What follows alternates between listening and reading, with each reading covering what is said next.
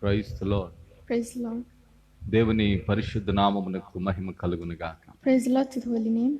మరొక మారు ఈ సాయంకాలపు వేళలో ఈ రీతిగా లైవ్ ద్వారా మీ మధ్య దేవుని వాక్యాన్ని చెప్పడానికి దేవుడు నాకు అనుగ్రహించిన కృప కొరకాయ నేను దేవుని స్తుతిస్తున్నాను. I'm thankful to God's grace because He has given the time to speak it.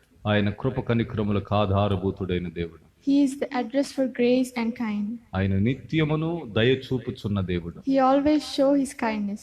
ఆయన ప్రేమకు ఎల్లలు లేవు. There is no boundaries for His love. ఆయన మంచితనానికి హద్దులే లేవు. There is no boundaries for His amen, goodness. Amen. Amen, hallelujah. Amen. సమయంలో ఒక పాట పాడుకొని మనం దేవుని వాక్యంలోనికి సాగిపోదాం. Hallelujah. Thank you Jesus. Praise the Lord.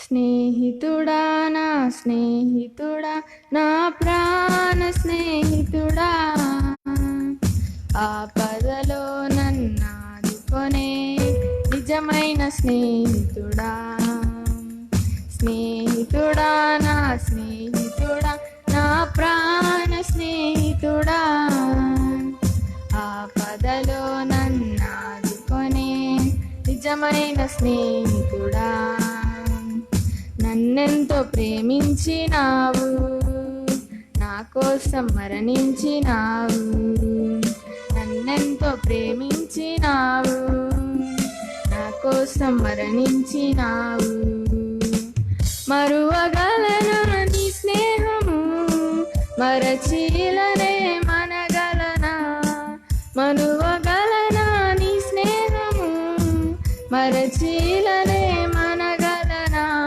స్నేహితుడా నా స్నేహితుడా నా ప్రాణ స్నేహితుడా నా పదలో నన్నాదుకొనే నిజమైన స్నేహితుడా స్నేహితుడా నా స్నేహితుడా నా ప్రాణ స్నేహితుడా ఆ పదలో నన్నాదుకొనే నిజమైన స్నేహితుడా నా ప్రాణ ప్రియుడా నీ కోసమే నే వేచే నిరతం నీ తోడుకై నా ప్రాణ ప్రియుడా నీ కోసమే నే వేచే నిరతం నీ తోడుకై ఇచ్చేదన్నా సర్వము నాకున్న ఆశలు ఈడేర్చుము ఇచ్చేదన్నా సర్వము నాకున్న ఆశలు ఈడేర్చుము స్నేహితుడా నా స్నేహితుడా నా ప్రాణ స్నేహితుడా ఆపదలో నన్నాదుకొనే నిజమైన స్నేహితుడా కన్నీటితో ఉన్న నన్ను కరుణించి నన్ను పలుకరించావు కన్నీటితో ఉన్న నన్ను కరుణించి నన్ను పలుకరించావు ఎండిన ఎడారిలోన మమత వెల్లువ కురిపించినావు ఎండిన ఎడారిలోన మమత వెల్లువ కురిపించినావు స్నేహితుడా నా స్నేహితుడా నా ప్రాణ స్నేహితుడా ఆపదలో నన్నాదుకొనే నిజమైన స్నేహితుడా స్నేహితుడా నా స్నేహితుడా నా ప్రాణ స్నేహితుడా ఆపదలో నన్నాదుకొనే నిజమైన స్నేహితుడా. హల్లెలూయా. దేవుని పరిశుద్ధ నామమునకు మహిమ కలుగును గాక. Praise the Lord to the holy name. దేవుని నెరుగుటను గురించి కొన్ని రోజులుగా మనము ధ్యానం చేస్తూ ఉన్నాం. We were meditating on the topic knowing God. దేవునిని ఎరగకపోవటానికి కారణం హృదయములో ప్రియులరా అనవసరమైనవి ఉండుట వలన దేవునిని ఎరగలేకపోతున్నాము అన్న విషయాన్ని నేను జ్ఞాపకం చేశాను. The reason for not knowing God is the useless things in our heart present. దేవునిని ఎరుగుటయే నిత్య జీవము అని వాక్యం సెలవిస్తుంది. Bible says knowing God is the eternal life. దేవునిని ఎరగనటువంటి వారి హృదయములో విపరీతమైన అనవసరమైన కోరికలు ఉంటాయి. The people who doesn't know God, they have the bad desires. దేవునిని ఎరగనటువంటి వారిని ఎలాగూ మనం గుర్తించగలుగుతామంటే వారిలో ఈగో అనేటువంటిది ఉంటది. How can we recognize the people who doesn't know God or they have the ego.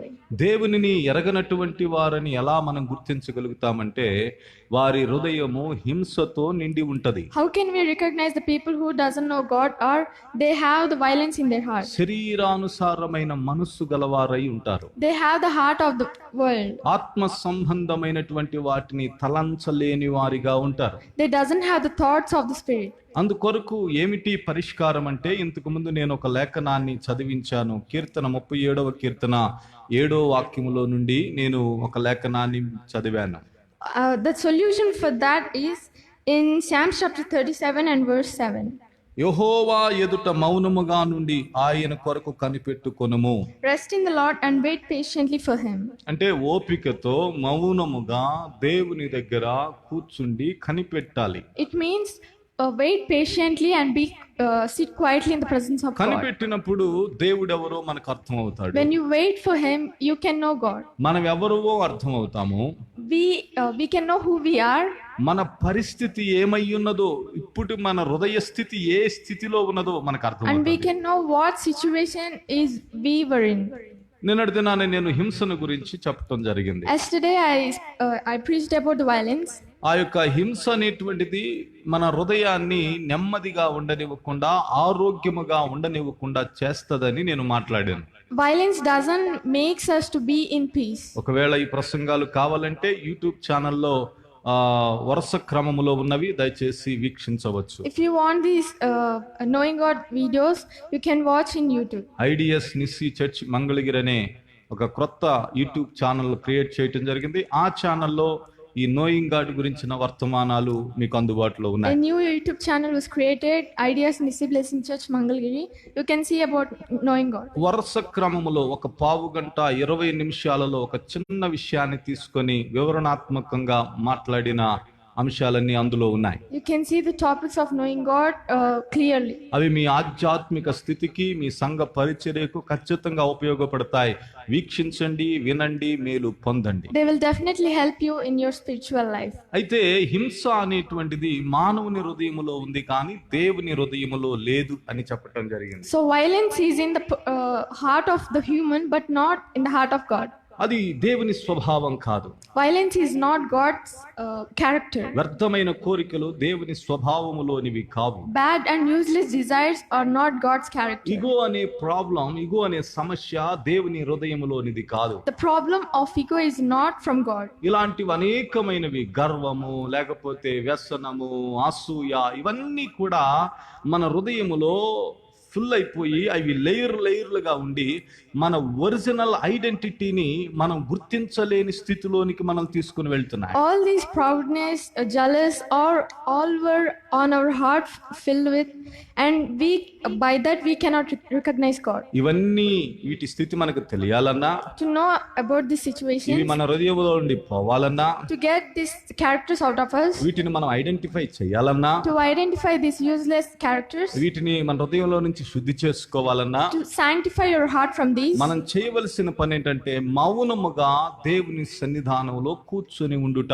what you have to do is sit in the presence of God quietly.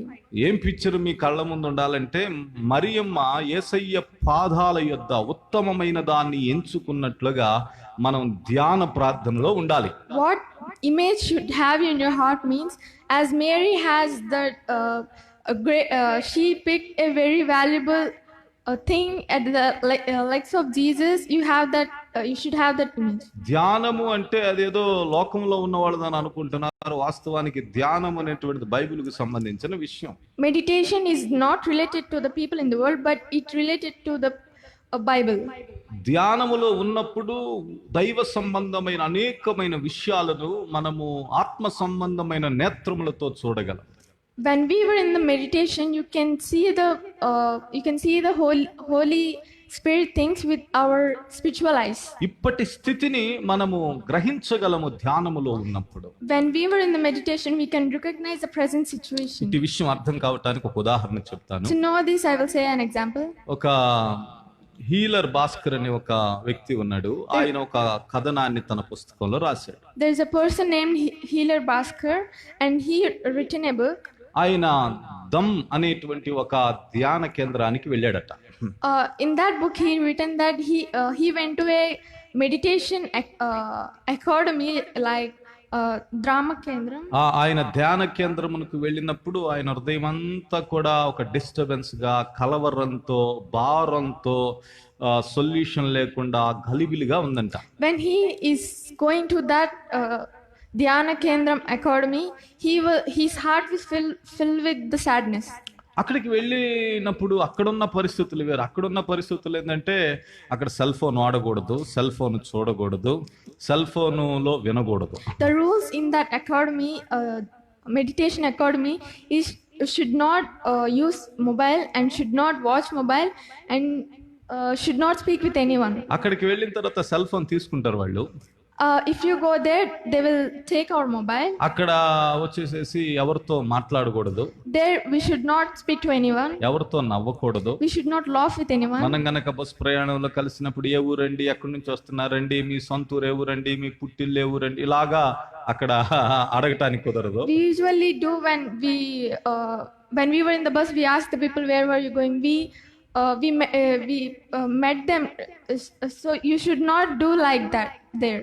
కనుక అక్కడ మనకి సపరేట్ గా రూమ్ ఇస్తారు. There will be a separate room for us. ధ్యానం చేయడానికి ఒక separate గదిని ఇస్తారు. There is a separate room to meditate. అక్కడికి వెళ్ళి కూర్చొని ధ్యానం చేయాలి, నిద్ర వస్తే వచ్చి రూమ్ లో పడుకోవాలి. You have to go and meditate there, and if you get sleep, you have to go and sleep in your ఒంటరిగా room. ఉన్నాను కదా అని ఒక పుస్తకం ముందేసుకొని ఒక పుస్తకం తీసుకెళ్లి చదువుకోవటానికి కుదరదు. పుస్తకాన్ని అలౌ చేయరు. There you should not read any book there.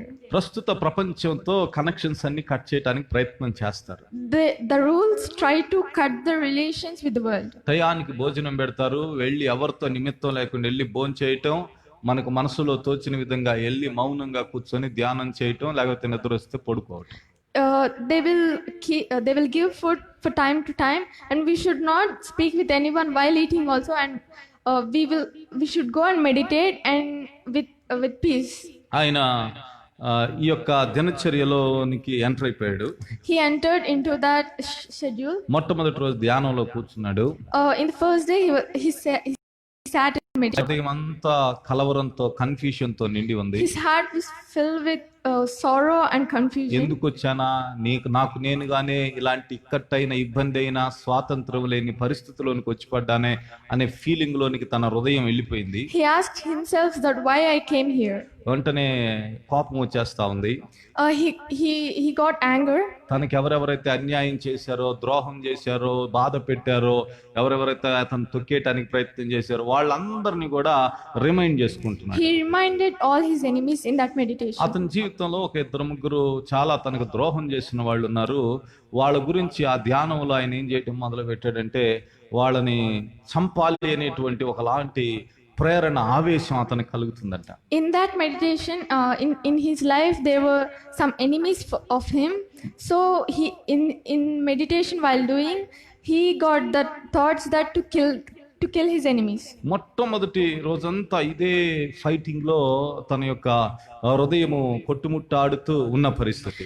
All the desire of the first day is he desires to kill his enemy.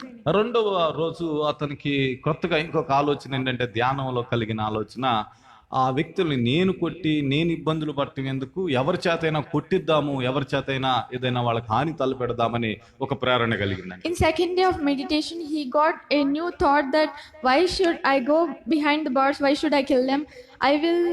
I will set some people and I will make him injured by the people. ఎవరో కొడితే నా పగలా తెరతది అని చెప్పేసేసి నేనే వెళ్ళి వాళ్ళ ఎదురుగా వెళ్ళి ఆ చంప ఈ చంప వాయించేసేసి ఇష్టం వచ్చినట్టు నా పగ తీర్చుకొని నేను వచ్చేద్దాము, నాకు ఆ బలం ఉంది కదా అని చెప్పేసేసి అలాంటి థాట్ ఇంకొక రోజు కలిగిందండి. In the third day, he got the thought that why should I keep the people and kill him? My revenge will not be fulfilled, so I will go face to face to him and I will slap him on face. ఆ తర్వాత ఇంకో రోజు గడవగానే అతనికి కలిగిన ఇంకొక ప్రేరణ ఏంటంటే, phone తీసుకుని ఈ ధ్యాన టైం అయిపోయిన వెంటనే ఫోన్ తీసుకొని చెడా ఇష్టం వచ్చినట్లు తిట్టేసేసేసి ఫోన్ పెట్టేద్దాం, నా పగంతా తీర్చేసుకుందాం అని చెప్పేసేసి అనుకున్నాడంట. In the next day, he got a new thought that why should I slap and scold him? I will call him and I will scold him in the mobile. ఇలాగే ధ్యానంలో కొద్దిగా ముందుకు వెళ్ళగానే ఒక 8వ రోజు రాగానే తన హృదయంలో తెలియని మార్పు కలిగి అసలు ఈ గొడవలన్నీ ఎందుకు, తిట్టడం ఎందుకు, కొట్టడం ఎందుకు, క్షమించిస్తే పోలా అని అనిపించిందంట.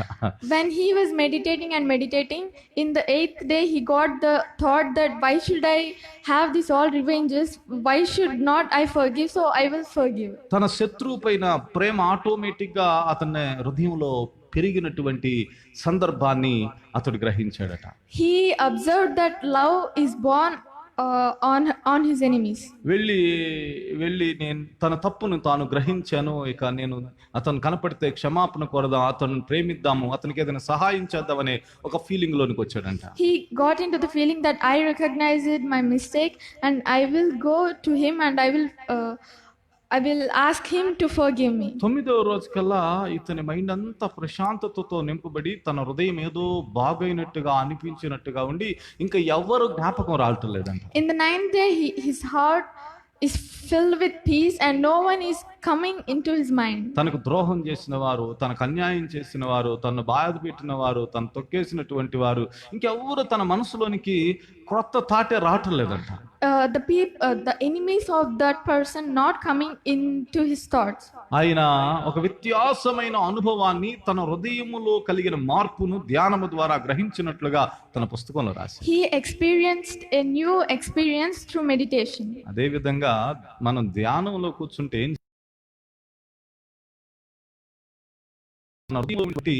ఆ వ్యత్యాసతను మనం చూస్తాము. ఇంకా చెప్పాలంటే హృదయం గుణపడిద్ది, హృదయం బాగవుతుంది. When you were in the meditation, you can see a different way of life, and our heart will be healed. Heart means not organ. Our mind and our heart will be good. హృదయము ప్రశాంతతతో నింపబడుతుంది. Our heart will fill with peace. హృదయము చెప్పనాశక్యము కాని ఆనందంతో నింపబడుతుంది. Our heart will fill with happiness. హృదయము ప్రశాంతతతో నింపబడుతుంది. Our heart will fill with peace. నిమ్మళముగా ఉండినటువంటి ఒక వాతావరణం ఎలా ఉంటుందో అలాగూ మన హృదయం ఏ విధమైన ఒత్తిడి, తొందర, రిసుకు, భారము, బాధ్యతలు లేకుండా తేలికైపోతుంది. We can have that atmosphere of peace in our heart. అందుకే మనం ధ్యానము చేయటం వల్ల దేవుని సన్నిధానంలో ఊరకనే ఉండి మౌనముగా ఉండి దేవుని దగ్గర నుండి దేవుని మాట కొరకు మనం ఎదురు చూసినప్పుడు, when we sit in the presence of God and when we wait for God and meditate in God, మన హృదయాంతరంగమును పరిశోధించే దేవుడు, the God who tests our heart, మన హృదయంలో ఉండినటువంటి బలహీనతలు ఏవో అవి దేవుని సన్నిధానములు ధ్యానం చేస్తున్నప్పుడు ఆయన మనకి తెలియచేసేటువంటి వాడు. the God will let us know the weaknesses in our heart. మనకు అవగాహన కలుగునట్లుగా, మనకు అర్థమగునట్లుగా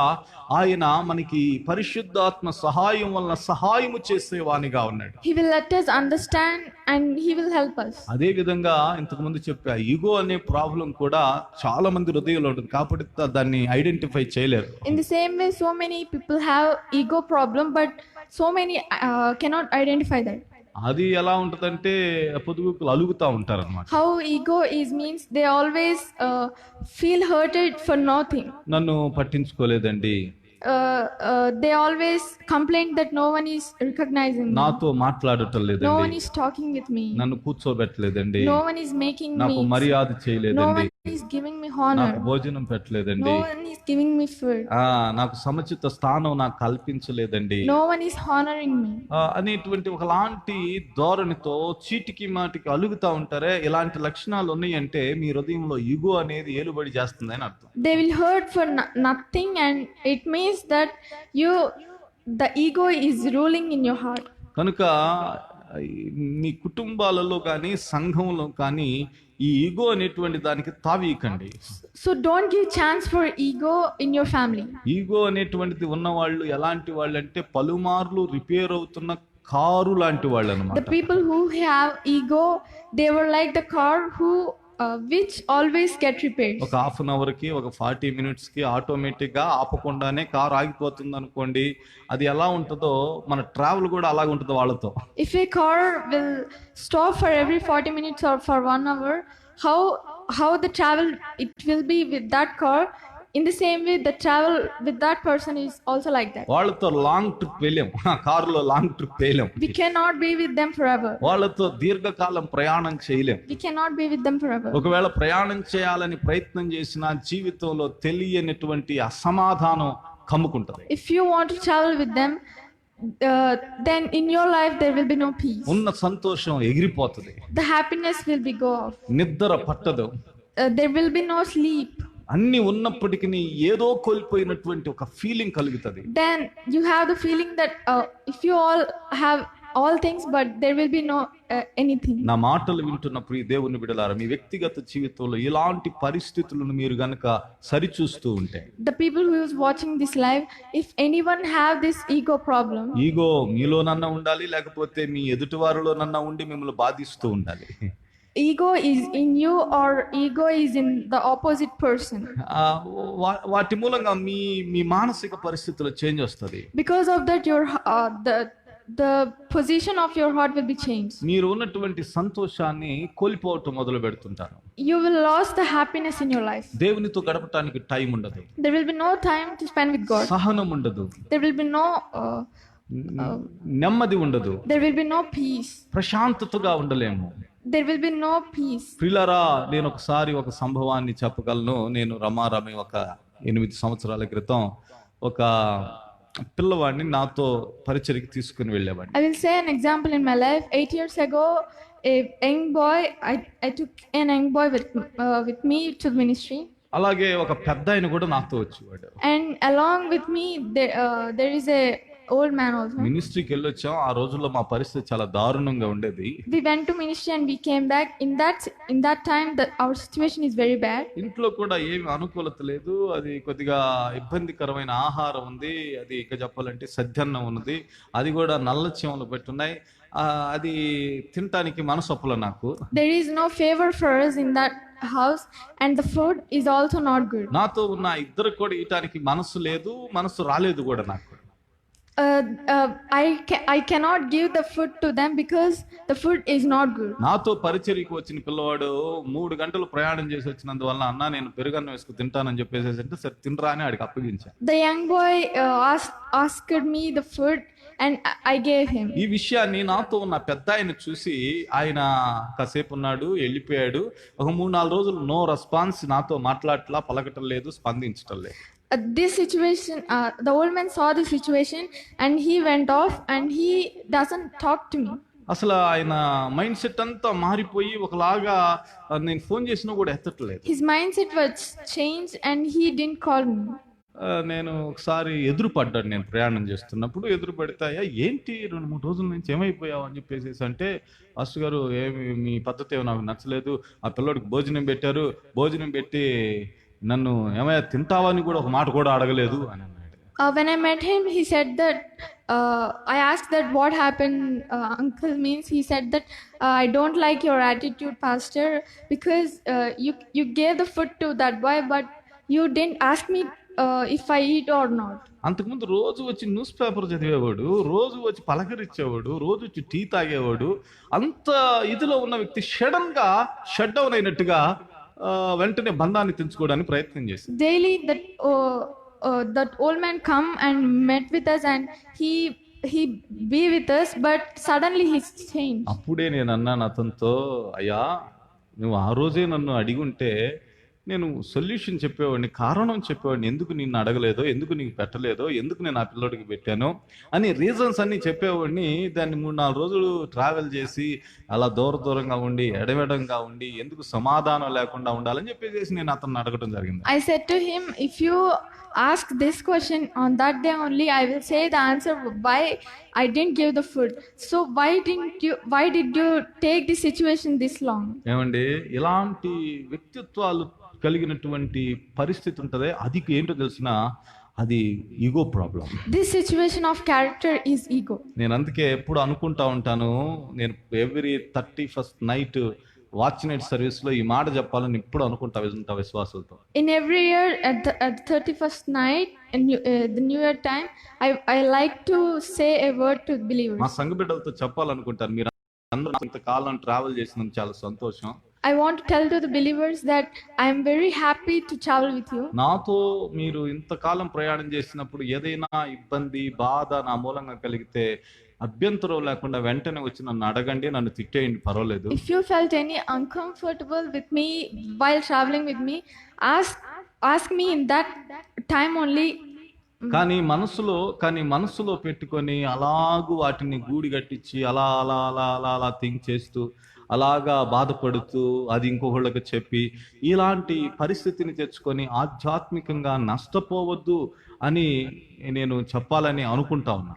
I like to tell that don't take this situation a long time, and if you want to ask me directly, and don't make your spiritual life weak. కానీ ఈ స్వభావమును గురించి వివరించకుండా నేను చెప్పి ప్రయోజనం లేదు. But there is no use if I don't say about attitude. అందుకోసమే నేను ఇక నుంచి నేను చెప్పబోతున్నాను. So I am going to tell this. అందుకే అయ్యా మీరు సూపరు, మీరు బ్రహ్మాండంగా ప్రసంగం చేస్తారు, మీకు చాలా విషయాలు తెలుసు, మీరు అక్కడ ఇక్కడ అని అన్నవాళ్ళు చాలా మంది ప్రియులరా డ్రాప్ అయిపోయిన వాళ్ళు ఉన్నారు. So many who lifted me up like sir you preach well, they lost me.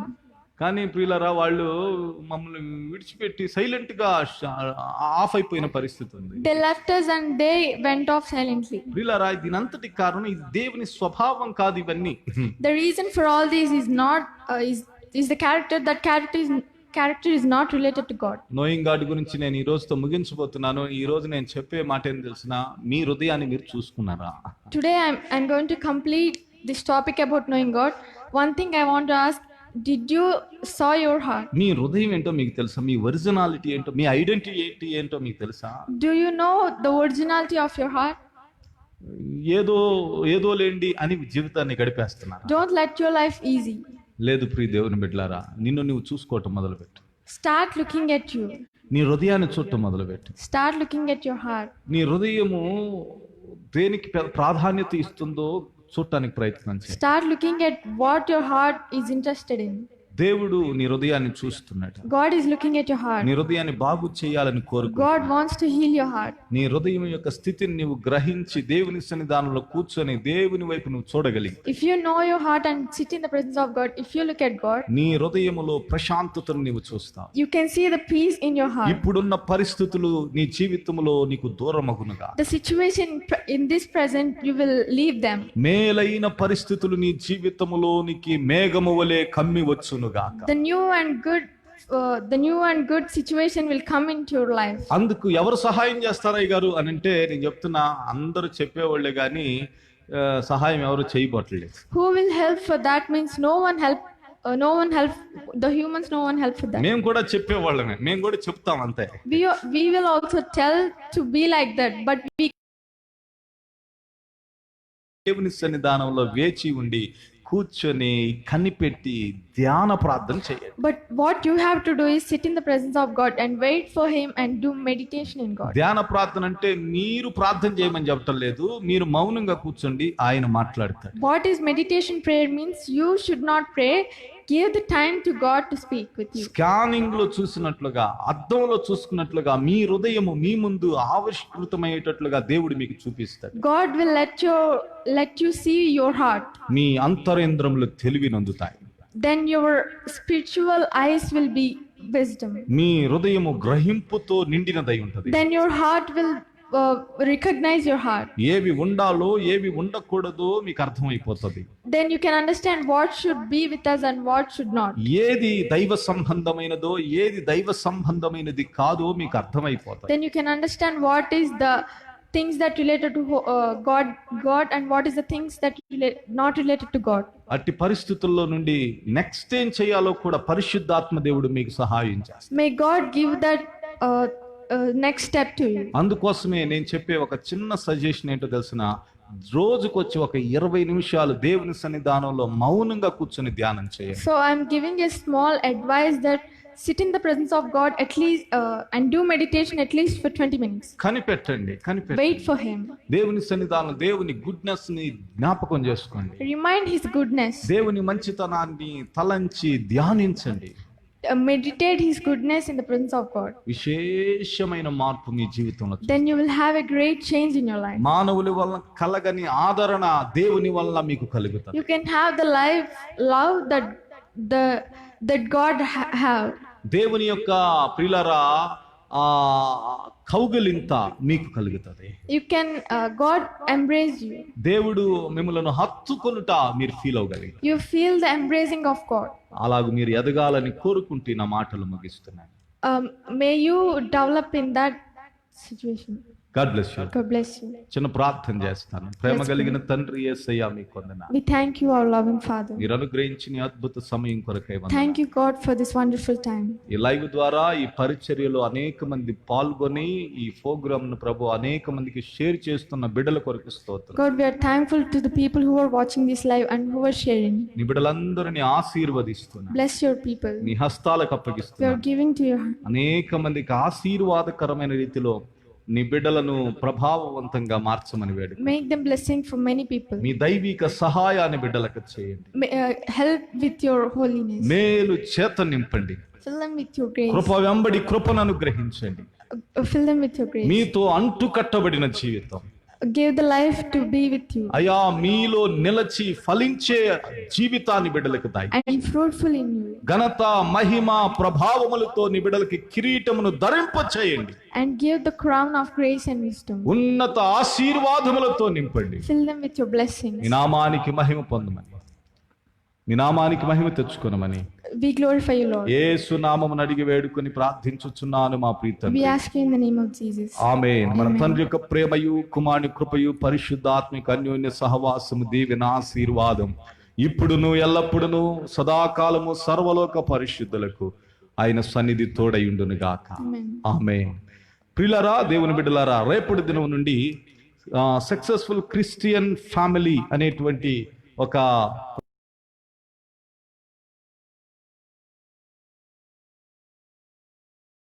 Family. ప్రతిరోజు 7 గంటల నుంచి 7:30 వరకు నేను ఇదే సందేశాన్ని కంటిన్యూషన్గా మన ఫ్యామిలీస్ సక్సెస్ఫుల్గా రాణించగలగటానికి, అభివృద్ధి పొందటానికి, ఉన్న సమస్యలను అధిగమించటానికి పరిష్కారం ఏమిటి అనేటువంటి రీతిలో నేను మాట్లాడబోతున్నాను. From 7 to 7:30 p.m.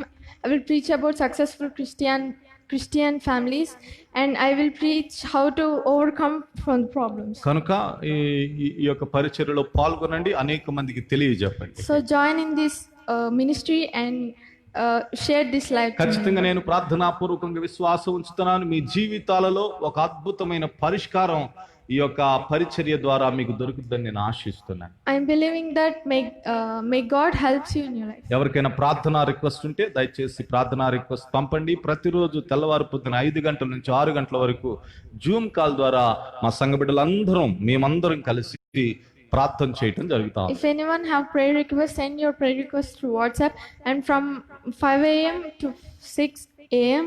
in the early morning, all the believers were joining in Zoom call, and if you want to join with us. ఆ జూమ్ యొక్క పాస్వర్డ్, ఐడి, నెంబరు అన్ని కూడా మా ఫేస్బుక్ పేజీలో ఉన్నాయి. వీక్షించండి, రాసుకునండి. తెల్లవారు పొద్దున 5 గంటలకి ఆ యొక్క ప్రేయర్లో జాయిన్ అవ్వండి. The details of Zoom meeting is in our IDS Nisi Blessing Church page, and join with us. అనేకమైన అంశముల కొరకై ప్రార్థన చేస్తున్నాం. ఒక అరగంట వర్తమానాన్ని ధ్యానం చేస్తున్నాం. కనుక చాలా ఆశీర్వాదకరంగా ఉంది. We were praying about many requests, and we are preaching for half an hour. The meeting is very blessing. కనుక ఈ అవకాశాన్ని సద్వినియోగం చేసుకుంటారని ఆశిస్తూ నా మాటలు So ముగిస్తున్నాను. use this opportunity and completing. God bless you. దేవుడు మిమ్మల్ని దీవించునుగా. God bless you. ఆమేన్. సమాధానం గలవారై భూమిపైన వర్ధిల్లండి, భూమిని స్వతంత్రించుకొనండి. Amen. God bless you. God bless you.